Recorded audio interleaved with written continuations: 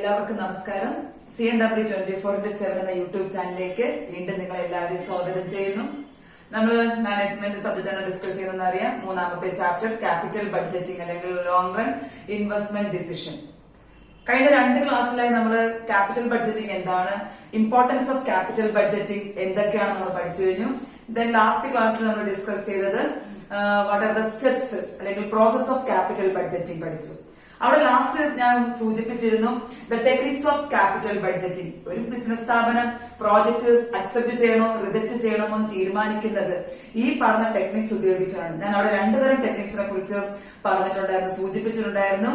ഒന്നാമത്തേത് traditional method അല്ലെങ്കിൽ non discounted cash flow method. രണ്ടാമത്തേത് മോഡേൺ മെത്തേഡ് അല്ലെങ്കിൽ ഡിസ്കൗണ്ടഡ് ക്യാഷ് ഫ്ലോ മെത്തേഡ്. അത് ഞാൻ ട്രഡീഷണൽ മെത്തേഡിൽ 2 പറഞ്ഞു. ട്രഡീഷണൽ മെത്തേഡ് പ്രകാരം നമുക്ക് 2 രീതിയുണ്ട്. ഒന്നാമത്തേത് പേ ബാക്ക് പീരീഡ് മെത്തേഡ്, രണ്ടാമത്തേത് accounting or average rate of method, return method. Then discounted cash flow method അല്ലെങ്കിൽ മോഡേൺ ടെക്നിക്സ് നമുക്ക് 3 ഉണ്ട്. NPV net present value method, രണ്ടാമത്തേത് PI അല്ലെങ്കിൽ പ്രോഫിറ്റബിലിറ്റി ഇൻഡെക്സ് മെത്തേഡ്, മൂന്നാമത്തേത് IRR internal rate of return. ഇത് കഴിഞ്ഞ് നമ്മളിപ്പോ ഇന്ന് ഡിസ്കസ് ചെയ്യാൻ പോകുന്നത് ഫസ്റ്റ് മെത്തേഡ് ട്രഡീഷണൽ മെത്തേഡിൽ വരുന്നത് അല്ലെങ്കിൽ non discounted cash flow method പ്രകാരം പഠിക്കുന്ന pay back period method. Okay, ഏറ്റവും സിമ്പിൾ ആയിട്ടുള്ള മെത്തേഡ്. നമുക്ക് ഈ 5 ടെക്നിക്സ് പഠിക്കാനുണ്ടെങ്കിലും ഏറ്റവും എളുപ്പത്തിൽ കാൽക്കുലേറ്റ് ചെയ്യാൻ പറ്റുന്നതും ഏറ്റവും സിമ്പിൾ ആയിട്ട് നമുക്ക് മനസ്സിലാക്കാൻ സാധിക്കുന്ന ഒരു മെത്തേഡാണ്, ഒരു ടെക്നിക്കാണ് pay back period method. Pay back period method വരുന്നത് ഏത് കാറ്റഗറിയിലാണ്? Non discounted cash flow method അല്ലെങ്കിൽ ഏതായിരുന്നു? Traditional method. ഓക്കെ, പരമ്പരാഗത രീതി ട്രഡീഷണൽ മെത്തേഡ്. 2 രീതിയിൽ നമുക്ക് ക്വസ്റ്റ്യൻ ചോദിക്കാം. ട്രഡീഷണൽ മെത്തേഡ് ഏതൊക്കെയാണെന്നും അല്ലെങ്കിൽ NDCF non discounted cash flow method എന്നാണ് ചോദിക്കാം. 2 മെത്തേഡ് ചോദിച്ചാൽ നമുക്ക് അവിടെ 2 വരുന്നുണ്ട്. ഒന്നാമത്തേത് PBP pay back period method, രണ്ടാമത്തേത് ARR average rate of return അല്ലെങ്കിൽ അക്കൗണ്ടിംഗ് റേറ്റ് ഓഫ് റിട്ടേൺ. അതിൽ നമുക്ക് നോക്കാം. ഒന്നാമത്തേത് pay back period method.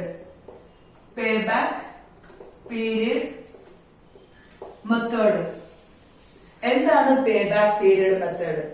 Pay back period method എന്നാൽ നമ്മൾ ഒരു ബിസിനസ് സ്ഥാപനം അല്ലെങ്കിൽ ഒരു പ്രോജക്റ്റിന്മേൽ നിക്ഷേപിച്ചു കഴിഞ്ഞാൽ എത്ര വർഷം കൊണ്ട് നമുക്കിത് റിക്കവർ ചെയ്യാനായിട്ട് സാധിക്കും?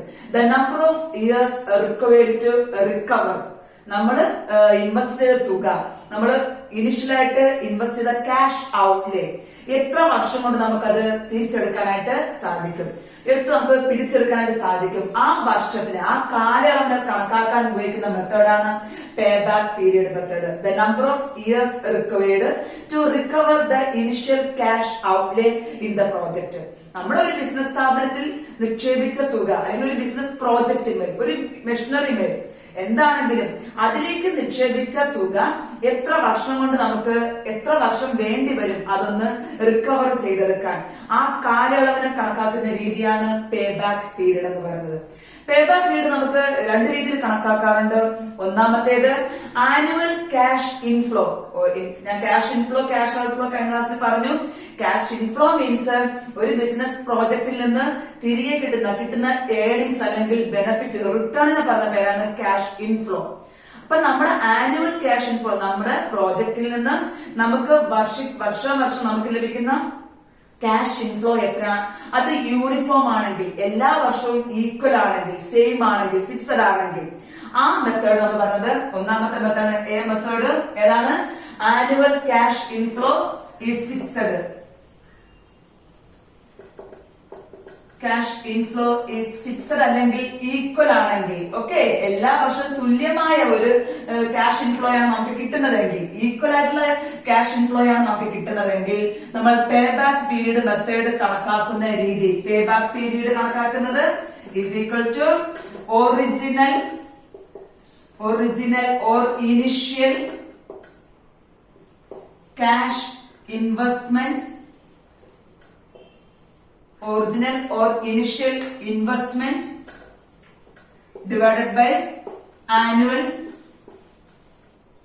cash inflow. Okay, നമ്മൾ കണക്കാക്കുന്ന ഫോർമുല നമുക്ക് അവിടെ എപ്പോഴാണ് ഈ ഫോർമുല ഉപയോഗിക്കുന്നത്? നമ്മുടെ annual cash inflow is fixed or equal. എല്ലാ വർഷവും ആ ബിസിനസ് സ്ഥാപനത്തിൽ ലഭിക്കുന്ന ഏണിങ്സ്, ഈ പ്രോജക്റ്റ് നമ്മൾ നിക്ഷേപിച്ച പ്രോജക്റ്റിൽ നിന്ന് ലഭിക്കുന്ന ഏണിങ്സ് ഈക്വൽ ആണെങ്കിൽ, സെയിം ആണെങ്കിൽ, ഫിക്സഡ് ആണെങ്കിൽ അവിടെ നമ്മൾ പേ ബാക്ക് പീരീഡ് കണ്ടെത്താൻ വേണ്ടി ഉപയോഗിക്കുന്ന ഫോർമുലയാണ് ഒറിജിനൽ ഓർ ഇനിഷ്യൽ. നമ്മൾ ആദ്യം ആ പ്രോജക്റ്റിന്മേൽ നിക്ഷേപിച്ച തുക divided by annual cash inflow. ഒരു വാക്കുകൂടെ ഉപയോഗിക്കാം, കോൺസ്റ്റന്റ്. സ്ഥിരമായിട്ട് നമുക്ക് ലഭിക്കുന്ന ക്യാഷ് ഇൻഫ്ലോ എത്രയാണ്? ഫോർ എക്സാമ്പിൾ നമുക്ക് നോക്കാം, ഞാനൊരു പ്രോജക്റ്റ് തുടങ്ങാൻ പോവുകയാണ്. തുടങ്ങി ആ പ്രോജക്റ്റിൽ ഞാൻ നിക്ഷേപിച്ച തുക 2 ലക്ഷമാണെന്ന് വെച്ചോളൂ. ഞാൻ പ്രോജക്റ്റിൽ നിക്ഷേപിച്ച തുക 2 lakhs rupees ആണ് ഞാൻ ഇൻവെസ്റ്റ് ചെയ്തിരിക്കുന്നത്. ഓരോ വർഷവും ഞാൻ പ്രതീക്ഷിക്കുന്ന വരുമാനം, ഈ പ്രോജക്റ്റിൽ നിന്ന് ഞാൻ പ്രതീക്ഷിക്കുന്ന വരുമാനം എല്ലാ വർഷവും തുല്യമായിട്ട് ഈക്വൽ ആയിട്ട് ഒരു 40,000 rupees വെച്ച് കിട്ടുകയാണെങ്കിൽ, ഈക്വൽ ആയിട്ട് സെയിം ആണ്, ഫിക്സഡ് ആണെങ്കിൽ എന്റെ ക്യാഷ് ഔട്ട്ഫ്ലോ 2 lakhs ആണ്. ക്യാഷ് ഔട്ട്ഫ്ലോ എത്രയാണ്? എനിക്ക് ചെലവായത് 2 lakhs rupees ഉം എന്റെ ക്യാഷ് ഇൻഫ്ലോ ഓരോ വർഷവും എന്റെ ബിസിനസ് സ്ഥാപനത്തിലേക്ക് വരുന്ന ഏണിങ്സ് എന്ന് പറയുന്നത് 40,000 rupees ആണെങ്കിൽ നമുക്ക് അവിടെ ഞാൻ പറഞ്ഞു ഇൻഫ്ലോ ഫിക്സഡ് ആണെങ്കിൽ, ഈക്വൽ ആണെങ്കിൽ നമുക്ക് ഉപയോഗിക്കപ്പെടുന്ന, എളുപ്പമായിട്ട് ഉപയോഗിക്കപ്പെടുന്ന ഒരു ഫോർമുലയാണ് ആദ്യം ഇനിഷ്യൽ ക്യാഷ് ഔട്ട്ഫ്ലോ എത്രയാണോ അത് divided by annual cash inflow. നമുക്ക് കണ്ടുപിടിക്കാം പേ ബാക്ക് പീരീഡ് എത്രയാണെന്ന്. ഈ ക്വസ്റ്റ്യൻ പ്രകാരം നമുക്ക് ക്വസ്റ്റ്യൻ എത്രയാണ്? ഒറിജിനൽ അല്ലെങ്കിൽ ഇനിഷ്യൽ ഇൻവെസ്റ്റ്മെന്റ് എത്രയാണ്? 2 lakhs അല്ലെ. ഞാന് ബിസിനസിന്റെ പ്രോജക്റ്റിന്മേൽ നിക്ഷേപിച്ച തുക എന്ന് പറഞ്ഞത് 2 lakhs. 2 lakhs എല്ലാ വർഷവും എനിക്ക് കിട്ടുന്ന ആനുവൽ ഇൻഫ്ലോ എത്രയാണ്? ഫിക്സഡ് ആയിട്ട് കിട്ടുന്നത്. എല്ലാ വർഷവും എനിക്ക് 40,000 rupees വെച്ച് ഏർണിങ്സ് വരുന്നുണ്ട്. That is 2 lakhs divided by 40,000 is equal to 5. അപ്പൊ നമുക്ക് എത്ര വർഷം കൊണ്ട് നമുക്ക് നമ്മുടെ ഇനിഷ്യൽ ഇൻവെസ്റ്റ്മെന്റ് റിക്കവർ ചെയ്യാൻ സാധിക്കുന്നു? 5 years നമുക്ക് ആവശ്യമായി വരുന്നു. അപ്പൊ ഈ 5 years ആണ് ഈ സ്ഥാപനത്തിന്റെ പേ ബാക്ക് പീരീഡ്. എന്താണ് പേ ബാക്ക് പീരീഡ്? എത്ര വർഷം വേണ്ടി വരുന്നു നമ്മുടെ പ്രോജക്റ്റിന്മേൽ നിക്ഷേപിച്ച തുക നമുക്ക് തിരികെ കിട്ടാൻ വേണ്ടി? അപ്പൊ നമുക്ക് 2 രീതിയിൽ കണക്കാക്കാം. ചില ബിസിനസ് സ്ഥാപനങ്ങൾക്ക് ലഭിക്കുന്ന ഏർണിങ്സ് ഫിക്സഡ് ആണ്, സ്റ്റഡി ആണെങ്കിൽ അവിടെ പേ ബാക്ക് പീരീഡ് കണക്കാക്കാൻ ഉപയോഗിക്കുന്ന ഫോർമുലയാണ് original or initial investment divided by constant annual cash inflow. എല്ലാ വർഷവും കിട്ടുന്ന, സ്ഥിരമായിട്ട് കിട്ടുന്ന ക്യാഷ് ഇൻഫ്ലോ. ഉദാഹരണം ഞാൻ പറഞ്ഞു 2 lakhs ആണ് ഞാൻ ഇൻവെസ്റ്റ് ചെയ്തിരിക്കുന്നതെങ്കിൽ ആ പ്രോജക്റ്റിൽ നിന്ന് എനിക്ക് എല്ലാ വർഷവും 40,000 രൂപ വീതം ഇൻഫ്ലോ കിട്ടുന്നെങ്കിൽ, ഏർണിങ്സ് കിട്ടുന്നുണ്ടെങ്കിൽ ആ പ്രോജക്റ്റിന്റെ പേ ബാക്ക് പീരീഡ് എന്ന് പറയുന്നത് നമുക്ക് 2 ലക്ഷം രൂപയുടെ പ്രോജക്റ്റിന് 40,000 കിട്ടുന്നുണ്ടെങ്കിൽ എത്ര വർഷം കൊണ്ട് നമുക്ക് ആ പ്രോജക്റ്റിന് ചെലവാക്കിയ തുക തിരിച്ചെടുക്കാനായിട്ട് സാധിക്കും? 5 years. ഈ 5 yearsന് പറഞ്ഞ പേരാണ് പേ ബാക്ക്, ആ സ്ഥാപനത്തിന്റെ പേ ബാക്ക് പീരീഡ്. അപ്പൊ ഇവിടെ നമ്മൾ ഒരു മെത്തേഡാണ് പറഞ്ഞത്. കാരണം എല്ലാ ബിസിനസ് സ്ഥാപനങ്ങൾക്കും സ്റ്റഡിയായ ഫിക്സഡ് ആയ ഇൻകം ലഭിക്കണമെന്നില്ല. ഇത് ഈ സ്ഥാപനത്തിന് ഫിക്സഡ് ആണ്, ഈക്വൽ ആണ്, യൂണിഫോം ആണെന്നൊക്കെ പറഞ്ഞു. പക്ഷെ ചില ബിസിനസ് സ്ഥാപനങ്ങൾക്ക് ഒരു വർഷം കൂടിയിരിക്കും, അടുത്ത വർഷം ഏർണിങ്സ് കുറവായിരിക്കും, ഫ്ലക്ച്വേറ്റ് ചെയ്യും. അപ്പൊ നമ്മുടെ സിറ്റുവേഷൻ മാറുന്നതിനനുസരിച്ച് ബിസിനസ് സ്ഥാപനത്തിന് ലഭിക്കുന്ന ഏർണിങ്സ് മാറിക്കൊണ്ടിരിക്കുന്നുണ്ട്. അങ്ങനെ മാറുമ്പോൾ ബിസിനസ് സ്ഥാപനത്തിന്റെ ഇൻകം നോട്ട് യൂണിഫോം ആണെങ്കിൽ, ഈക്വൽ അല്ല എങ്കിൽ, ഫിക്സഡ് അല്ല എങ്കിൽ അവിടെ നമുക്ക് വേറെ രീതിയിലാണ് പേ ബാക്ക് പീരീഡ് കണക്കാക്കേണ്ടി വരുന്നത്. അവിടെ നമ്മൾ പേ ബാക്ക് പീരീഡ് കണക്കാക്കുന്നത് കുമുലേറ്റീവ് മെത്തേഡ് ഉപയോഗിച്ചുകൊണ്ട്. ഏത് മെത്തേഡാണ്? കുമുലേറ്റീവ്. അവിടെ നമ്മൾ കുമുലേറ്റീവ് മീൻസ് ആഡ് ചെയ്യുക. നമ്മുടെ ബിസിനസ് സ്ഥാപനത്തിന്റെ പ്രോജക്റ്റിന്മേൽ നമ്മൾ നിക്ഷേപിച്ച തുക എവിടെയാണോ, ഏത് പ്രോജക്റ്റിലാണ് നിക്ഷേപിച്ചത്, ആ പ്രോജക്റ്റിൽ നിന്ന് ലഭിക്കുന്ന ഏർണിങ്സ്, ഓരോ വർഷത്തെ ഏർണിങ്സ് നമ്മൾ കൂട്ടിയിരുന്നു, ആഡപ്പ് ചെയ്യുന്നു. ആദ്യത്തെ വർഷം കിട്ടുന്നത് എത്ര, അതിന്റെ കൂടെ അടുത്ത വർഷം കിട്ടുന്നത് നമ്മൾ കൂട്ടി വെച്ച് എപ്പോഴാണോ നമ്മൾ ചെലവാക്കിയ തുകയ്ക്ക് ഈക്വൽ ആകുന്നത് അത്രയും വർഷം വേണ്ടി വരുന്നു ആ സ്ഥാപനത്തിന്റെ പേ ബാക്ക് പീരീഡ്. നമുക്ക് നോക്കാം. ഫോർ എക്സാമ്പിൾ ഞാൻ പറഞ്ഞു കുമുലേറ്റീവ് ആണ് ഇവിടെ പറഞ്ഞത്. കുമുലേറ്റീവ് മെത്തേഡ് പ്രകാരം എങ്ങനെയാണ് നമ്മൾ കുമുലേറ്റീവ് ചേർക്കുന്ന cash inflows becomes equal to the total cash inflows earned by that project. അപ്പൊ ആ പ്രോജക്റ്റ് ഏൺ ചെയ്ത ടോട്ടൽ ക്യാഷ് ഇൻഫ്ലോസ് നമ്മൾ കൂട്ടിയത് അത് ഏതുമായിട്ട് ഈക്വൽ ആയിരിക്കണം? നമ്മൾ മുടക്കിയ ക്യാഷ് ഔട്ട്ഫ്ലോസിന് ഈക്വൽ ആയിരിക്കണം. ഓക്കെ, നമുക്ക് നോക്കാം. ഒരു എക്സാമ്പിൾ പറയുമ്പോൾ നമുക്ക് മനസ്സിലാവും. ഞാൻ മുടക്കിയ തുക, ഞാൻ എന്റെ ബിസിനസ് സ്ഥാപനത്തിലേക്ക് 1 ലക്ഷം രൂപയുടെ ഒരു പ്രോജക്റ്റ് തുടങ്ങി. അപ്പൊ ഇതാണ് എന്റെ ഒറിജിനൽ ഇൻവെസ്റ്റ്മെന്റ്. ഞാൻ ആദ്യം എന്റെ പ്രോജക്റ്റിലേക്ക് മുടക്കിയ തുക ഒറിജിനൽ ഇൻവെസ്റ്റ്മെന്റ്, അല്ലെങ്കിൽ ഇത് നമുക്ക് വേറൊരു പേര് പറയാം ക്യാഷ് ഔട്ട്ഫ്ലോ. ഓക്കെ, എനിക്ക് ചെലവായ തുക ക്യാഷ് ഔട്ട്ഫ്ലോ. ഞാൻ പ്രതീക്ഷിക്കുന്ന വരുമാനങ്ങൾ ആദ്യത്തെ വർഷം, ഒന്നാമത്തെ വർഷം എനിക്ക് ഞാൻ പ്രതീക്ഷിക്കുന്നത് ആന്റിസിപ്പേറ്റ് ചെയ്യുന്ന ഏർണിങ്സ് എന്ന് പറയുന്നത് 20,000. ദെൻ സെക്കൻഡ് ഇയർ, അടുത്ത രണ്ടാമത്തെ വർഷം ഞാൻ പ്രതീക്ഷിക്കുന്ന വരുമാനം 30,000. ദെൻ തേർഡ് ഇയർ, മൂന്നാമത്തെ വർഷം ഞാൻ പ്രതീക്ഷിക്കുന്നത് വീണ്ടും ഒരു 30,000 പ്രതീക്ഷിക്കുന്നുണ്ട്. നാലാമത്തെ വർഷം ഞാൻ പ്രതീക്ഷിക്കുന്നത് ഒരു 20,000 അങ്ങനെ പ്രതീക്ഷിക്കുകയാണെങ്കിൽ ദെൻ ഫിഫ്ത് ഇയർ 25,000 ഞാൻ പ്രതീക്ഷിക്കുന്നുണ്ട്. ഇങ്ങനെ എന്റെ വരുമാനം ആ സ്ഥാപനത്തിൽ അല്ലെങ്കിൽ ഞാൻ മുടക്കുന്ന ഈ 1,00,000 രൂപയുടെ പ്രോജക്റ്റിന്റെ ഏർണിങ്സ് ഫ്ലക്ച്വേറ്റ് ചെയ്യുന്നു, ചിലപ്പോ കൂടുന്നു, ചിലപ്പോ കുറയുന്നു. അങ്ങനെ പോവുകയാണെങ്കിൽ ആ സ്ഥാപനത്തിന്റെ പേ ബാക്ക് പീരീഡ് കണ്ടുപിടിക്കേണ്ടത് ഓരോ വർഷവും നമ്മൾ എക്സ്പെക്ട് ചെയ്യുന്ന ഏർണിങ്സ് അല്ലെങ്കിൽ ഇൻഫ്ലോസിനെ നമ്മൾ ആഡപ്പ് ചെയ്ത് എപ്പോഴാണോ ആ ആഡപ്പ് ചെയ്ത് അല്ലെങ്കിൽ കുമുലേറ്റ് ചെയ്തെടുത്ത തുക നമ്മുടെ ഒറിജിനൽ ഇൻവെസ്റ്റ്മെന്റുമായിട്ട് ഈക്വൽ ആകുന്നത് അത്രയും വർഷമാണ് നമ്മുടെ പേ ബാക്ക് പീരീഡ് എന്ന് പറയുന്നത്. രണ്ടാമത്തെ മെത്തേഡ് ഈക്വൽ അല്ല എങ്കിൽ ഇവിടെ നമുക്ക് ഈക്വൽ ആണോ? മറ്റത് അങ്ങനെയല്ല, എല്ലാ വർഷവും തുല്യമായിട്ട് ഏർണിങ്സ് വരുന്നുണ്ട്. പക്ഷെ ഇവിടെ നമുക്ക് അൺഈക്വൽ അല്ലെങ്കിൽ യൂണിഫോം അല്ല, ഇവിടെ സെയിം അല്ല എല്ലാ വർഷവും. അങ്ങനെ വരുമ്പോൾ നമുക്ക് നോക്കാം. ഒന്നാമത്തെ വർഷം 20,000 രൂപ. നമുക്ക് ഇതിന്റെ ആഡപ്പ് ചെയ്യാം. 20,000 രൂപയാണ് ഒന്നാമത്തെ വർഷം. നമ്മുടെ പ്രോജക്റ്റിന്റെ പൈസ ആയോ? അല്ല, ഉണ്ടാക്കാവണം നമുക്ക്. രണ്ടാമത്തെ വർഷം 30,000 കിട്ടി. 30,000 ആയപ്പോ 2 വർഷമായപ്പോ നമുക്ക് എത്ര രൂപ ആയുള്ളൂ? 50,000. സെയിം ആയോ? ഈക്വൽ ആയോ? അല്ല. ദെൻ നമ്മൾ വീണ്ടും ആഡപ്പ് ചെയ്യുന്നു 30,000 കൂട്ടിയപ്പോ നമുക്ക് ടോട്ടൽ 3 വർഷം ആയപ്പോഴേക്കും നമുക്ക് കിട്ടിയ ഏർണിങ്സ് 80,000 ആയുള്ളൂ. അപ്പൊ 80,000 ആണെങ്കിൽ ഈ 1 lakh ഈക്വൽ ആയോ? ഇല്ല. എപ്പോഴാണോ ഈക്വൽ ആകുന്നത്, നമ്മുടെ ഒറിജിനൽ ഇൻവെസ്റ്റ്മെന്റ് ഇതുമായി ഈക്വൽ ആകുമ്പോൾ മാത്രമേ അത്രയും കാലയളവ്, ആ നമ്പർ ഓഫ് ഇയേഴ്സിനെ പറഞ്ഞവരാണ് പേ ബാക്ക്. നോക്കിക്കോളൂ, നമുക്ക് അടുത്ത വർഷം നാലാമത്തെ വർഷം കിട്ടിയത് 20,000, ഫോർത്ത് ഇയറിൽ നമുക്ക് കിട്ടിയത് 20,000. അങ്ങനെ വരുമ്പോ നമുക്ക് കൂട്ടി നോക്കി 20,000, 30,000, 50,000, 80,000, ദെൻ 1 lakh. അപ്പൊ നമുക്ക് 4 വർഷം പൂർത്തിയായപ്പോഴാണ് നമ്മുടെ ഒറിജിനൽ ഇൻവെസ്റ്റ്മെന്റ് നമുക്ക് തിരിച്ചെടുക്കാനോ അല്ലെങ്കിൽ തിരികെ പിടിക്കാനായിട്ട് നമുക്ക് സാധിച്ചത്. അപ്പൊ നമുക്കിവിടെ എത്ര വർഷം ചെലവായി? 4 years. ഇവിടെ നമ്മൾ കൂട്ടി വന്നു 4 years ആയി.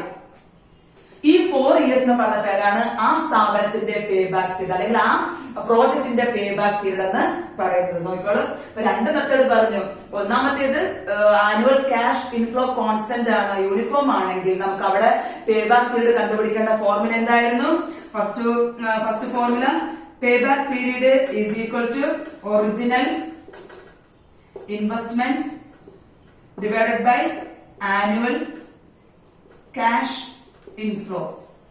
അവിടെ നമുക്ക് കണക്കാക്കാൻ സാധിക്കും. പക്ഷെ ഇവിടെ അങ്ങനെ നമുക്ക് ഫോർമുല. ഇവിടെ നമ്മൾ ഓരോ വർഷം കിട്ടുന്ന ഏർണിങ്സ് ഇവിടെ ഈക്വൽ അല്ലാത്തത് കൊണ്ട് ഓരോ വർഷം കിട്ടുന്ന ഏർണിങ്സ് കൂട്ടി എപ്പോഴാണോ നമ്മുടെ ഒറിജിനൽ ഇൻവെസ്റ്റ്മെന്റ് തുല്യമാകുന്നത് അതാണ് ആ സ്ഥാപനത്തിന്റെ പേ ബാക്ക് പീരീഡ് എന്ന് പറയുന്നത്.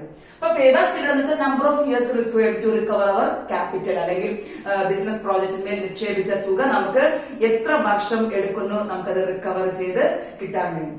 ഏതൊക്കെ സ്ഥാപനങ്ങളാണ് ഇത്തരം ക്യാപിറ്റൽ പ്രോജക്റ്റ് അല്ലെങ്കിൽ ഇത്തരം pay back period method suitable ആകുന്നത്?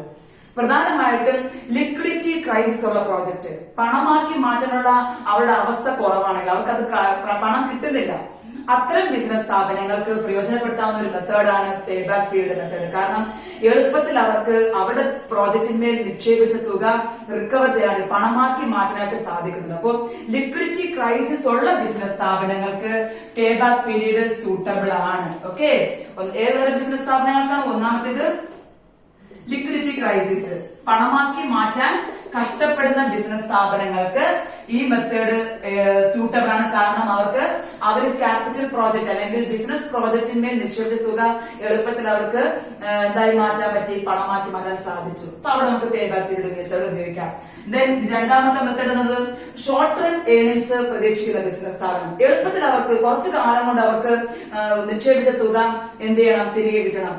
Rather than long term growth. അവർ പ്രതീക്ഷിക്കുന്നത് ദീർഘകാല വളർച്ചയല്ല അവർ ആഗ്രഹിക്കുന്നത്, എളുപ്പത്തിൽ അവർക്ക് ബിസിനസ് സ്ഥാപനം നിക്ഷേപിച്ച തുക തിരികെ കിട്ടണം. Short term earnings.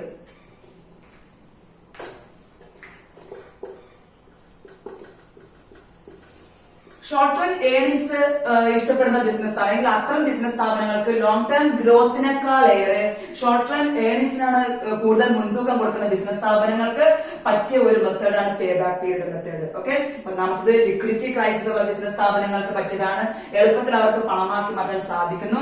രണ്ടാമത്തേത് ഷോർട്ട് റൺ ഏർണിങ്സ്. നമുക്ക് നോക്കാം, നമുക്ക് ഒരു പ്രോബ്ലം കൂടി ഇതിൽ ചെയ്യാൻ പറ്റും. ഒരു എളുപ്പത്തിൽ നിങ്ങൾക്ക് മനസ്സിലാക്കാൻ രണ്ട് മെത്തേഡ് ഉപയോഗിച്ചുകൊണ്ട്. ഞാൻ ആദ്യം പറഞ്ഞു, ഒന്നാമത്തെ മെത്തേഡ് നമുക്ക് ലഭിക്കുന്ന ആനുവൽ ക്യാഷ് ഇൻഫ്ലോ യൂണിഫോം ആണെങ്കിൽ, രണ്ടാമത്തെ മെത്തേഡ് നമുക്ക് ആനുവൽ ക്യാഷ് ഇൻഫ്ലോ ഈക്വൽ അല്ല എങ്കിൽ, യൂണിഫോം അല്ല എങ്കിൽ. നിങ്ങൾക്ക് ഒരു ക്വസ്റ്റ്യൻ നമുക്ക് ഞാൻ എഴുതുന്നുണ്ട്, എഴുതാൻ പറ്റുന്നവർ എഴുതിയെടുക്കുക. ഓക്കെ, ഒന്നാമത്തേത് ക്വസ്റ്റ്യൻ ഇതാണ്. From the following two projects find out most feasible project according to pay back period method. Pay back period method പ്രകാരം താഴെ പറയുന്ന രണ്ട് പ്രോജക്റ്റിൽ നിന്ന് ഏതാണ് അക്സെപ്റ്റ് ചെയ്യേണ്ടത്? ഇതൊക്കെ നമുക്കൊരു കാര്യം ഞാൻ പറയാൻ വിട്ടുപോയത്, ഇവിടെ നമുക്ക് ഡിസിഷൻ റൂൾ ഉണ്ട്. ഈ പേ ബാക്ക് പീരീഡ് മെത്തേഡ് പ്രകാരം നമ്മൾ ഏത് പ്രോജക്റ്റ് നമ്മൾ അക്സെപ്റ്റ് ചെയ്യണം, ഏത് പ്രോജക്റ്റ് നമ്മൾ റിജക്ട് ചെയ്യണം. ഡിസിഷൻ റൂൾ, ഓരോ മെത്തേഡിനും ഓരോ ഡിസിഷൻ റൂൾ ഉണ്ട്. പേ ബാക്ക് പീരീഡ് മെത്തേഡ് പ്രകാരം ഇപ്പൊ നമ്മുടെ മുമ്പിൽ 2-3 പ്രോജക്റ്റ് ഉണ്ട്. അതിൽ ഏത് പ്രോജക്റ്റ് നമ്മൾ അക്സെപ്റ്റ് ചെയ്യണം, ഏതൊക്കെ പ്രോജക്റ്റ് റിജക്ട് ചെയ്യണം? ഒന്നാമത്തേത് accept the project. Accept the project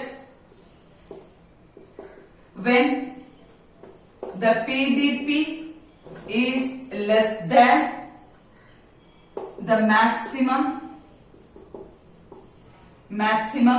period fixed by management. മാനേജ്മെന്റിന്റെ മനസ്സിലൊരു കണക്കൂട്ടലുണ്ട്. ഇങ്ങനെ ഒരു ഇൻവെസ്റ്റ്മെന്റ് നടത്തി കഴിഞ്ഞാൽ ഇത്ര വർഷത്തിനകം ഇത് തിരികെ പിടിക്കാനായിട്ട് സാധിക്കും. ഓക്കെ, അപ്പൊ അവര് ഫിക്സ് ചെയ്തിരിക്കുന്ന മാക്സിമം പീരീഡിനെക്കാളും ചെറുതാണെങ്കിൽ, നമ്മൾ കണക്കാക്കിയ pay back period less than ആണെങ്കിൽ we can accept that project. അപ്പൊ ഡിസിഷൻ റൂൾ ഓർമ്മിച്ച് വെച്ചിരിക്കാം.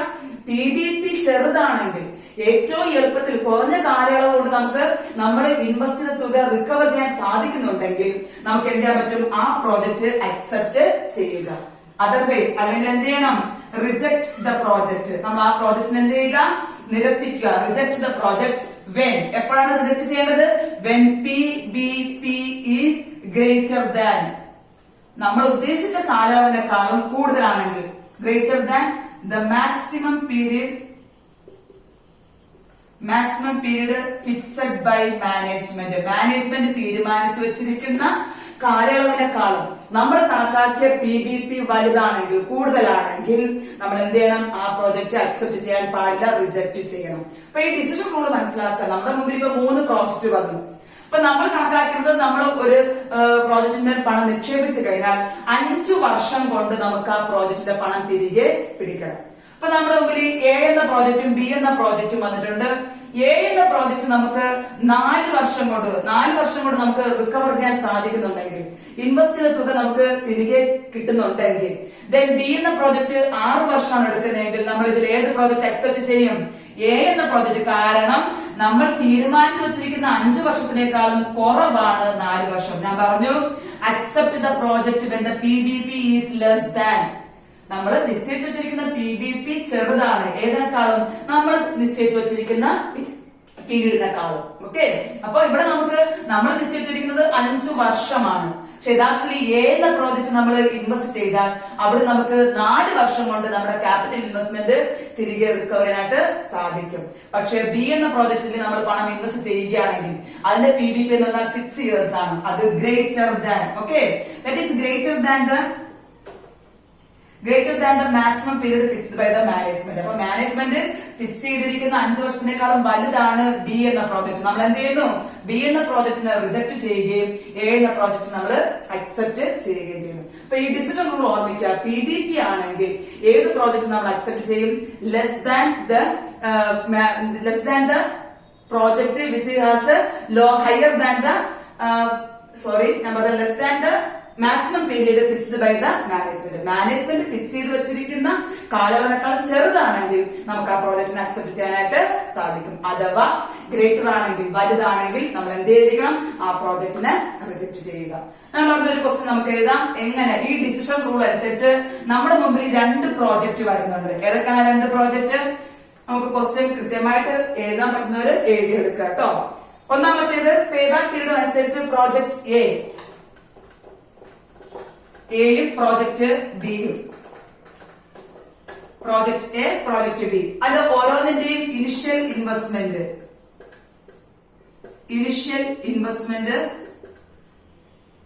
പ്രോജക്ട് എന്റെ initial investment 10,000, B 10,000. Okay, project രണ്ടിന്റെയും നമ്മൾ തീരുമാനിച്ചിരിക്കുന്നത് രണ്ട് പ്രോജക്റ്റിലും ഇൻവെസ്റ്റ് ചെയ്യാൻ ഉദ്ദേശിക്കുന്നത് 10,000 രൂപ. ഓരോ വർഷവും ലഭിക്കുന്ന cash inflows, okay, cash inflow നമുക്ക് ലഭിക്കാൻ ഉദ്ദേശിക്കുന്ന എക്സ്പെക്ട് ചെയ്യുന്ന ഏർണിങ്സ് ഫസ്റ്റ് ഇയർ ആണെങ്കിൽ പ്രോജക്ട് എയിൽ നമുക്ക് ആദ്യത്തെ വർഷം 4,000 കിട്ടുന്നുണ്ട്. പ്രോജക്ട് ബിയിൽ നിന്ന് 3,000 നമുക്ക് ലഭിക്കുമെന്ന് പ്രതീക്ഷിക്കുന്നു. Then cash inflow in second year നമുക്ക് പ്രോജക്ട് എയിൽ നിന്ന് വീണ്ടും നമുക്ക് 4,000 ലഭിക്കുന്നു. പ്രോജക്ട് ബിയിൽ നിന്ന് 3,000. ദെൻ തേർഡ് ഇയർ പ്രോജക്ട് എയിൽ നിന്ന് 2,000 ലഭിക്കുമെന്ന് പ്രതീക്ഷിക്കുന്നു. ദെൻ പ്രോജക്ട് ബിയിൽ നിന്ന് 3,000. Cash inflow of fourth year നമുക്ക് പ്രോജക്ട് എയിൽ നിന്നും ലഭിക്കുന്നില്ല, പക്ഷെ ഇവിടെ പ്രോജക്ട് ബിയിൽ നിന്ന് 3,000 ലഭിക്കുന്നു. ദെൻ വീണ്ടും ഫിഫ്ത് ഇയർ, അഞ്ചാമത്തെ വർഷം പ്രോജക്ട് എയിൽ നമുക്ക് കിട്ടുന്നില്ല, പ്രോജക്ട് ബിയിൽ നിന്ന് 3,000 ലഭിക്കുന്നു. ഓർക്കുള്ളൂ, ഇതാണ് നമ്മുടെ ക്വസ്റ്റ്യൻ. ഇങ്ങനെ ഒരു ക്വസ്റ്റ്യൻ നമ്മൾ ചോദിക്കുകയാണ്, നമുക്ക് പേ ബാക്ക് പീരീഡ് മെത്തേഡിൽ നിന്ന് അനുസരിച്ച് ഏത് പ്രോജക്റ്റ് നമ്മൾ അക്സെപ്റ്റ് ചെയ്യും, ഏത് പ്രോജക്റ്റ് നമ്മൾ റിജക്ട് ചെയ്യും. അപ്പൊ നമുക്ക് ആദ്യം നോക്കുക നമ്മുടെ ക്യാഷ് ഇൻഫ്ലോസ് ഇവിടെയാണെങ്കിൽ നോട്ട് ഈക്വൽ. ഇവിടെ ഈക്വൽ ആണോ? അല്ല, ഇവിടെ നമുക്ക് ഈക്വൽ അല്ല, ഇവിടെ നമുക്ക് കൂടുതലാണ്, ഇവിടെ കുറവാണ്. പക്ഷെ in the case of project B ആണെങ്കിൽ നമുക്ക് ഈക്വൽ ആണ്, യൂണിഫോം ആണ്. എല്ലാ വർഷവും നമുക്ക് ആനുവൽ ക്യാഷ് ഇൻഫ്ലോ ഈക്വൽ ആയിട്ട് ലഭിക്കുന്നു. അപ്പൊ രണ്ട് മെത്തേഡ് നമുക്ക് ഇവിടെ ഉപയോഗിക്കണം. നമുക്ക് നോക്കാം ഏത് പ്രോജക്ട് വഴിയാണ് നമ്മുടെ ബിസിനസ് സ്ഥാപനം അക്സെപ്റ്റ് ചെയ്യേണ്ടത്, നമ്മുടെ ബിസിനസ് സ്ഥാപനം റിജക്ട് ചെയ്യേണ്ട പ്രോജക്ട് ഏതാണ് നമുക്ക് കണ്ടുപിടിക്കണം. ഓക്കെ, നോക്കാം. ഒന്നാമത്തത് പ്രോജക്ട് എ. നമുക്ക് പ്രോജക്ട് എ പ്രകാരം PBP നമ്മൾ കണക്കാക്കുന്നത് എങ്ങനെയായിരിക്കും? PBP നമുക്ക് ഡിവൈഡ് ചെയ്യാൻ പറ്റുമോ? അല്ല, കാരണം ഇതിന്റെ ഇൻഫ്ലോസ് ഡിഫറെന്റ് ആണ്, അവ വ്യത്യസ്തമായിരുന്നു. നമുക്ക് കുമുലേറ്റ് ചെയ്യുക. Equal to PBP is equal to first ഇയറിലുള്ള 4,000 പ്ലസ് സെക്കൻഡ് ഇയറിലുള്ള 4,000 പ്ലസ് നമ്മുടെ ഇനിഷ്യൽ ഇൻവെസ്റ്റ്മെന്റ് എത്രയാണ്? 10,000. നമുക്ക് 10,000 രൂപ കിട്ടണം. എത്ര വർഷം കൊണ്ട് കിട്ടണമെന്ന് നോക്കണം. 4,000 plus 4,000 8,000 plus 2,000 is equal to 10,000. അപ്പൊ നമുക്ക് ഈ പ്രോജക്ട് എ പ്രകാരം PBP എന്ന് പറയുന്നത് എത്ര വർഷമാണ്? 3 ഇയേഴ്സ്. ഓക്കെ, PBP നമുക്ക് 3 ഇയേഴ്സ്. പക്ഷെ പ്രോജക്ട് ബി നോക്കിക്കോളൂ. പ്രോജക്ട് ബിയിലെ പേ ബാക്ക് പീരീഡ് എന്ന് പറയുന്നത് ഈസ് ഈക്വൽ ടു നമുക്ക് ഇൻഫ്ലോ ഈക്വൽ ആയിട്ട് നമുക്ക് ഇവിടെ ഫോർമുല ഉപയോഗിക്കേണ്ടതായി വരുന്നുണ്ട്. Initial investment divided by annual cash inflow is equal to initial investment എത്രയാണ്? 10,000 divided by annual cash inflow. ഓരോ വർഷം കിട്ടുന്ന ഇൻഫ്ലോ എത്ര? 3,000 is equal to നമുക്കറിയാം 10,000 divided by 3,000 is equal to 3.33 എന്ന് നമുക്ക്. ദാറ്റ് മീൻസ് നമ്മുടെ ബിസിനസ് സ്ഥാപനം ഈ മെത്തേഡാണ് ഉപയോഗിക്കുന്നതെങ്കിൽ, സെക്കൻഡ് പ്രോജക്റ്റ് ആണ് നമ്മൾ പണം നിക്ഷേപിക്കുന്നതെങ്കിൽ, ആ പ്രോജക്റ്റ് നമുക്ക് പണം റിക്കവർ ചെയ്യാൻ സാധിക്കുന്നത് 3.33 വർഷം എടുക്കുന്നു. പക്ഷെ നമ്മുടെ ഫസ്റ്റ് പ്രോജക്റ്റ് ആണെങ്കിൽ, എന്ന പ്രോജക്റ്റ് ആണെങ്കിൽ നമുക്ക് എത്ര എടുക്കുന്നുള്ളൂ? 3 വർഷം കൊണ്ട് നമ്മുടെ പണം നമുക്ക് തിരികെ കിട്ടാനായിട്ട് നമ്മൾ ഇൻവെസ്റ്റ് ചെയ്ത തുക നമുക്ക് തിരികെ കിട്ടുന്നുണ്ട്. പക്ഷെ സെക്കൻഡ് പ്രോജക്റ്റ് പ്രകാരം നമുക്ക് 3.33 ആകുന്നത് കൊണ്ട് 3 വർഷവും വീണ്ടും കുറെ മാസങ്ങൾ കൂടെ എടുക്കുന്നുണ്ട്. അതുകൊണ്ട് തന്നെ നമ്മൾ ഏത് പ്രോജക്റ്റ് റിജക്ട് ചെയ്യും? ബി എന്ന പ്രോജക്റ്റ് റിജക്ട് ചെയ്യുന്നു. കാരണം നമ്മുടെ പഠിച്ച ഡിസിഷൻ റൂളും ഏതിനാണോ കുറവുള്ളത്, പേ ബാക്ക് പീരീഡ് ഏതിനാണോ ചെറുത്, അവയെ നമ്മൾ അക്സെപ്റ്റ് ചെയ്യുന്നു, മറ്റേ പ്രോജക്റ്റ് നമ്മൾ റിജക്ട് ചെയ്യുന്നു. അപ്പം പ്രോജക്ട് എ നമ്മൾ അക്സെപ്റ്റ് ചെയ്യുകയും പ്രോജക്ട് ബി നമ്മൾ റിജക്ട് ചെയ്യുകയും ചെയ്യുന്നു. ഇതാണ് ഏറ്റവും എളുപ്പമുള്ള മെത്തേഡാണ് നമ്മുടെ പേ ബാക്ക് പീരീഡ് മെത്തേഡ്. നമുക്ക് നോക്കാം what are the advantages and disadvantages of pay back period method. Okay, PBP മെത്തേഡിന്റെ അഡ്വാൻറ്റേജസും ഡിസഡ്വാൻറ്റേജസും ഏതൊക്കെയാണ്? ഇത് സൂട്ടബിൾ ആണെന്ന് നേരത്തെ പറഞ്ഞു. PBP മെത്തേഡ് പ്രധാനമായിട്ടും ലിക്വിഡിറ്റി ക്രൈസിസ് ഉള്ള ബിസിനസ് സ്ഥാപനങ്ങൾക്ക് അനുയോജ്യമാണ്. രണ്ടാമത്തേത് പറഞ്ഞത് ഷോർട്ട് റൺ ഏർണിംഗ്സ് ആണ് ആഗ്രഹിക്കുന്ന ബിസിനസ് സ്ഥാപനങ്ങൾക്ക് അനുയോജ്യമായ ഒരു മെത്തേഡാണ്. നമ്മുടെ PBP മെത്തേഡ്. ഇപ്പൊ നമ്മൾ നോക്കുന്നത് അഡ്വാൻറ്റേജസ്. നമ്മൾ ഈ മെത്തേഡ് വെച്ച് നമ്മൾ ക്യാപിറ്റൽ ബഡ്ജറ്റിംഗ് ചെയ്യുകയാണെങ്കിൽ അതുകൊണ്ടുള്ള ഗുണങ്ങൾ എന്തൊക്കെയാണ്? Advantages of PBP method. ഒന്നാമത്തേത് സിമ്പിൾ ആണ്, ഏറ്റവും ലളിതമാണ്, നമുക്ക് ആൻഡ് ഈസി ടു കാൽക്കുലേറ്റ്. എളുപ്പത്തിൽ നമുക്ക് കാൽക്കുലേറ്റ് ചെയ്യാനും എളുപ്പത്തിൽ നമുക്ക് മനസ്സിലാക്കാനും സാധിക്കുന്ന ഒരു മെത്തേഡാണ് PBP മെത്തേഡ്. ഓക്കെ, ഒന്നാമത്തത് it is a simple and easy to calculate and easy to understand also. Okay, നമുക്ക് എളുപ്പത്തിൽ മനസ്സിലാക്കാൻ സാധിക്കുന്നു, എളുപ്പത്തിൽ കാൽക്കുലേറ്റ് ചെയ്യാനും സാധിക്കുന്ന ഒരു മെത്തേഡ്. രണ്ടാമത്തെ അഡ്വാൻറ്റേജ്, ഇത് ഇത്തരം മെത്തേഡ് ഉണ്ടെങ്കിൽ, ഈ PBP മെത്തേഡ് ഉണ്ടെങ്കിൽ high technological obsolescence. High technological obsolescence നമുക്ക് അറിയാം. ഒബ്സോളസൻസ് നമ്മൾ കഴിഞ്ഞ വർഷമൊക്കെ പഠിച്ചിട്ടുള്ളതാണ്. കാലപ്പഴക്കം കൊണ്ട് ടെക്നോളജി പെട്ടെന്ന് തന്നെ മാറുന്നുണ്ട്. ഇപ്പൊ ചില ടെക്നോളജികൾ നമുക്ക് 3 വർഷം കൊണ്ട് അല്ലെങ്കിൽ 4 വർഷം കൊണ്ട് അപ്ഡേറ്റ് ചെയ്യേണ്ടതായി വരുന്നുണ്ട്. അപ്പൊ അത്തരം ബിസിനസ് സ്ഥാപനങ്ങൾക്ക്, ഹൈ ടെക്നോളജിക്കൽ ഒബ്സോളസൻസ് ഉള്ള ബിസിനസ് സ്ഥാപനങ്ങൾക്ക് പെട്ടെന്ന് തന്നെ സാങ്കേതിക വിദ്യ കാലപ്പഴക്കം ചെല്ലുന്നുണ്ടെങ്കിൽ അത്തരം ബിസിനസ് സ്ഥാപനങ്ങൾ പണം നിക്ഷേപിക്കുകയാണെങ്കിൽ എത്രയും പെട്ടെന്ന് നമുക്കത് റിക്കവർ ചെയ്യണം. കാരണം ടെക്നോളജി മാറിക്കൊണ്ടിരിക്കുകയാണ്. അപ്പം ഹൈ ഒബ്സോളസൻസ് ഉള്ള ബിസിനസ് സ്ഥാപനങ്ങൾക്ക് ഉപയോഗിക്കാവുന്ന ഒരു മെത്തേഡാണ് പേ ബാക്ക് പീരീഡ് മെത്തേഡ്. ഒന്നാമത്തത് സിമ്പിൾ ആണ്, രണ്ടാമത്തത് എവിടെ ഉപയോഗപ്പെടുത്താൻ പറ്റും? ടെക്നോളജിക്കൽ ഒബ്സോളസൻസ് കൂടുതലുള്ള ബിസിനസ് സ്ഥാപനങ്ങൾക്ക് പ്രയോജനപ്പെടുത്താനായിട്ട് സാധിക്കുന്നു. ദെൻ മൂന്നാമത്തത് ഇറ്റ് ക്ലാരിഫൈസ്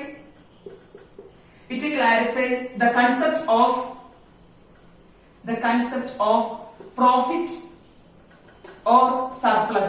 നമുക്ക് കൃത്യമായി മനസ്സിലാക്കി തരുന്നത് എന്താണ്? സർപ്ലസ് എത്രയാണ്, ദെൻ പ്രോഫിറ്റ് എത്രയാണെന്ന്. കാരണം ഒരു ബിസിനസ് സ്ഥാപനത്തിന് റിക്കവർ ചെയ്ത് കഴിഞ്ഞു. ഇപ്പൊ നമ്മൾ നേരത്തെ പറഞ്ഞ പ്രോജക്ട് ബി നമുക്ക് 3.3 വർഷം കൊണ്ട് നമുക്ക് എന്ത് ചെയ്യാൻ പറ്റി?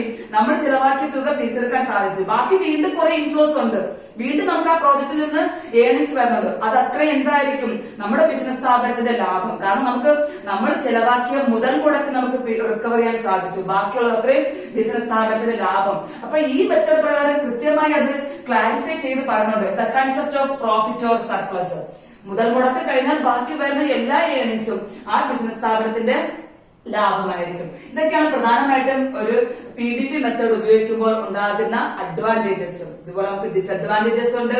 എന്തൊക്കെയാണ് ഡിസഡ്വാൻറ്റേജസ് ഓഫ് PBP മെത്തേഡ്? ഒന്നാമത്തേത് ഇറ്റ് ഡസ് നോട്ട് കൺസിഡർ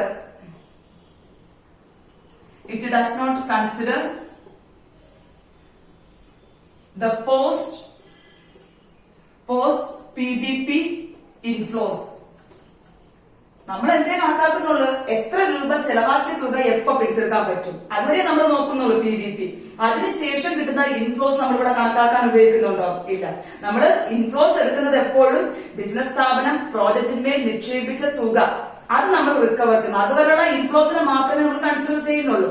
എത്ര കാലം എടുക്കുന്നു, അതിനുശേഷമുള്ള ഇൻഫ്ലോസ് നമ്മൾ കൺസിഡർ ചെയ്യുന്നില്ല. നമ്മൾ അതിനാണ് അത് ലാഭം എന്നൊക്കെ പറഞ്ഞത്.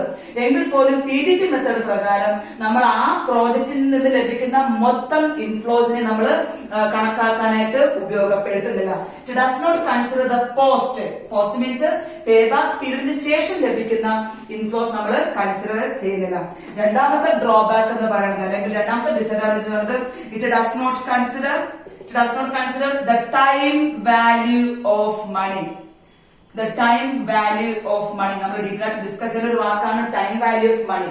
കാരണം ഇന്നത്തെ 1 രൂപയുടെ വില ആവത്തില്ല നാളെ, അല്ലെങ്കിൽ അടുത്ത വർഷം 1 രൂപ ആവത്തില്ല. നമ്മൾ ഇന്ന് 1 രൂപ കൊടുത്ത് വാങ്ങുന്ന സാധനത്തിന് നാളെ അതേ രൂപ ആവത്തില്ല, ചിലപ്പോൾ അതിനേക്കാളും കൂടുതൽ തുക നമുക്ക് കൊടുക്കേണ്ടതായി വരും. നമ്മൾ അതിന് ടൈം വാല്യൂ ഓഫ് മണി നമ്മൾ അടുത്ത ക്ലാസ്സിൽ ഡിസ്കസ് ചെയ്യും, എന്താണ് ടൈം വാല്യൂ എന്നുള്ള കാര്യം. അപ്പൊ വാല്യൂ എപ്പോഴും മാറിക്കൊണ്ടിരിക്കുന്നതാണ്. മണി, പണത്തിന്റെ മൂല്യം എപ്പോഴും മാറിക്കൊണ്ടിരിക്കുന്നു. പക്ഷെ നമ്മുടെ പേ ബാക്ക് പീരീഡ് മെത്തേഡ് പ്രകാരം ഇന്ന് ലഭിക്കുന്ന പണം അല്ലെങ്കിൽ അടുത്ത വർഷം ലഭിക്കുന്ന വരുമാനം 5 വർഷം കഴിഞ്ഞ് ലഭിക്കുന്ന വരുമാനത്തിനുള്ള നമ്മൾ തുല്യ മൂല്യമാണ് കൊടുക്കുന്നത്. അവയുടെ ഡിസ്കൗണ്ടഡ് മെത്തേഡ് നമ്മൾ ഉപയോഗിക്കുന്നില്ല, അല്ലെങ്കിൽ പ്രസന്റ് വാല്യൂ ഓഫ് മണി നമ്മളിവിടെ കൺസിഡർ ചെയ്യുന്നില്ല. ഓക്കെ, 2 ഡ്രോബാക്ക് പറഞ്ഞു. ഒന്നാമത്തേത് it does not consider the post payback inflows എന്ന് നമ്മൾ കൺസിഡർ ചെയ്യുന്നില്ല. കാരണം പേ ബാക്ക് പീരീഡ് എത്രയാണോ ആ കാലയളവ് വരെയുള്ള ഇൻഫ്ലോസ് മാത്രമേ നമ്മൾ പരിഗണിക്കുന്നുള്ളൂ. അതിനുശേഷം കിട്ടുന്ന വരുമാനം ഒന്നും തന്നെ PBP കണക്കാക്കാൻ ഉപയോഗിക്കുന്നില്ല. രണ്ടാമത്തേത് നമ്മള് പണത്തിന്റെ മൂല്യം എല്ലാം ഈക്വൽ ആകും. 2 വർഷം കഴിഞ്ഞ് കിട്ടുന്ന ഇൻഫ്ലോസും 5 വർഷം കഴിഞ്ഞ് കിട്ടുന്ന ഇൻഫ്ലോസിനും തുല്യ മൂല്യമാണ് കൊടുക്കുന്നത്. സോ അതും ഇതിന്റെ ഒരു കോട്ടം. നമുക്ക് നോക്കാൻ പാടുന്നത് അഡ്വാൻറ്റേജസ് ഈസിയാണ്, സിമ്പിൾ ആണ്. ദെൻ ഒബ്സോളസൻസ് ഉള്ള ബിസിനസ് സ്ഥാപനങ്ങൾക്ക് എന്താണ് ഇത് പ്രയോജനപ്പെടുത്താൻ സാധിക്കും. കാരണം എപ്പോഴാണ് അപ്ഡേറ്റ് ചെയ്യണം നമുക്ക് പറയാൻ പറ്റില്ല. അപ്പൊ അപ്ഡേഷൻ നടക്കുന്നതിനനുസരിച്ച് അടുത്ത അപ്ഡേഷന് മുമ്പ് തന്നെ നമ്മൾ ചെലവാക്കിയ തുക നമുക്ക് റിക്കവർ ചെയ്യണം. അത് നമുക്ക് PBPയിലൂടെ മനസ്സിലാക്കാൻ സാധിക്കും. Then the concept of profit or surplus. PBPക്ക് ശേഷം നമുക്ക് കിട്ടുന്നതെല്ലാം തന്നെ സ്ഥാപനത്തിന്റെ പ്രോഫിറ്റ് ആയിരിക്കും എന്ന് മനസ്സിലാക്കാൻ പറ്റും. ഡിസഡ്വാൻറ്റേജസ് എന്തൊക്കെയാണ് ഇതിന്റെ കോട്ടങ്ങൾ അല്ലെങ്കിൽ ലിമിറ്റേഷൻസ് ഓഫ് PBP? രണ്ടെണ്ണം പ്രധാനമായിട്ട്. ഒന്നാമത്തേത് പോസ്റ്റ് PBP ഇൻഫ്ലോസ് നമ്മൾ കൺസിഡർ ചെയ്യുന്നില്ല. രണ്ടാമത്തേത് ടൈം വാല്യൂ ഓഫ് മണി നമ്മൾ കൺസിഡർ ചെയ്യുന്നില്ല. പ്രോബ്ലംസ് കൊണ്ട് എപ്പോഴും ചോദിക്കുന്ന ഒരു പ്രോബ്ലം സിമ്പിൾ ആണ്. 2 മെത്തേഡ് ഉപയോഗിച്ച് നമ്മൾ പ്രോബ്ലം ചെയ്തു. ഒന്നാമത്തേത് ഈക്വൽ ആണെങ്കിൽ, യൂണിഫോം ആണെങ്കിൽ ഫോർമുല ഓർമ്മിക്കുക. Original investment divided by annual cash inflow. Form എന്താണ് ഈക്വൽ അല്ല എങ്കിൽ, എല്ലാ വർഷവും വ്യത്യസ്തമായ ഇൻകം ആണ് അല്ലെങ്കിൽ ഇൻഫ്ലോ ആണ് നമുക്ക് വരുന്നതെങ്കിൽ അവിടെ നമ്മൾ ഓരോ വർഷത്തെയും ഇൻകം നമ്മൾ കൂട്ടി എപ്പോഴാണോ ഒറിജിനൽ ഇൻവെസ്റ്റ്മെന്റ് തുല്യമായത് അത്രയും കാലത്ത് നമ്മൾ PBP എന്ന് പറയുന്നു. ഓക്കെ, PBPയുടെ ഡിസിഷൻ റൂൾ ഓർമ്മിക്കുക. നമ്മൾ നിശ്ചയിച്ചു വെച്ചിരിക്കുന്ന PBPയെക്കാളും കുറവാണെങ്കിൽ നമുക്ക് ആ പ്രോജക്ട് അക്സെപ്റ്റ് ചെയ്യാം. നമ്മൾ നിശ്ചയിച്ചതിനേക്കാളും PBP കൂടുതലാണെങ്കിൽ നമുക്ക് അതിനെ റിജക്ട് ചെയ്യാനായിട്ട് സാധിക്കും. ഇത്രയുമാണ് പ്രധാനമായിട്ടും PBP മെത്തേഡ് പ്രകാരം നമുക്ക് പഠിക്കേണ്ടത്. എന്താണ് പേ ബാക്ക് പീരീഡ്, അതിന്റെ ഡിസിഷൻ റൂള്, ഏതൊക്കെ ബിസിനസ് സ്ഥാപനത്തിനാണ് ഇത് അനുയോജ്യം, ദെൻ കണക്ക് ഓർമ്മിക്കുക. 2 തരം കണക്ക് നമുക്ക് പഠിക്കാനുണ്ട്. Then advantages and disadvantages. അടുത്ത മെത്തേഡ്സ് നമുക്ക് അടുത്ത ക്ലാസ്സിൽ പഠിക്കാം. ഓരോ പ്രധാനമായിട്ട് 5 മെത്തേഡ് ഉണ്ട്. അതിൽ ഒന്നാമത്തെ മെത്തേഡാണ് PBP. നെക്സ്റ്റ് മെത്തേഡ്സിനെ കുറിച്ചും കണക്കൊക്കെ നിങ്ങൾക്ക് മനസ്സിലാക്കണമെങ്കിൽ നിങ്ങൾ തീർച്ചയായും ഈ ചാനൽ നിങ്ങൾ സബ്സ്ക്രൈബ് ചെയ്യേണ്ടതാണ്. സംശയം ഉണ്ടെങ്കിൽ നിങ്ങൾക്ക് ചോദിക്കാം. നിങ്ങൾക്ക് മനസ്സിലായെന്ന് വിചാരിക്കുന്നു.